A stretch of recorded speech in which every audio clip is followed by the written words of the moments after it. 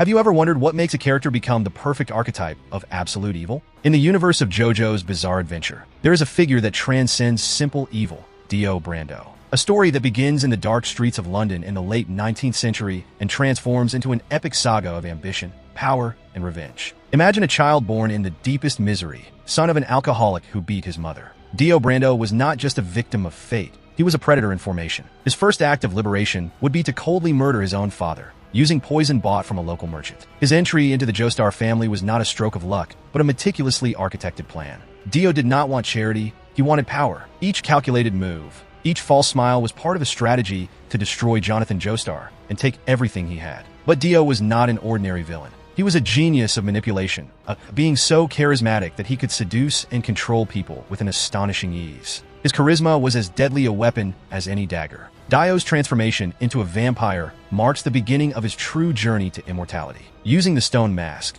he becomes something beyond humanity, a being with regenerative power, superhuman strength, and a thirst for power that knew no limits. His stand, the world, would be the perfect materialization of his personality. The ability to stop time was not just a power, it was a metaphor for his absolute desire for control. In 9 frozen seconds, Dio could do anything: destroy, manipulate, rewrite reality at his whim. But what really made Dio fascinating was his almost philosophical ambition. He did not want just power, he wanted to be worshipped like a god. Each child he fathered, each servant he conquered, were pieces on a board where he was the only king. His relationship with Enrico Pucci demonstrated this complexity. It was not just an alliance, but an almost mystical connection where two disturbed spirits shared the dream of creating a paradise in their image. The joestars were not just enemies for Dio. They were an obstacle to be eliminated, a family whose blood he literally consumed to strengthen his own body. Each confrontation was a statement. He was destined to win, to dominate, to transcend. Even defeated by Jotaro, Dio left a legacy that would span generations.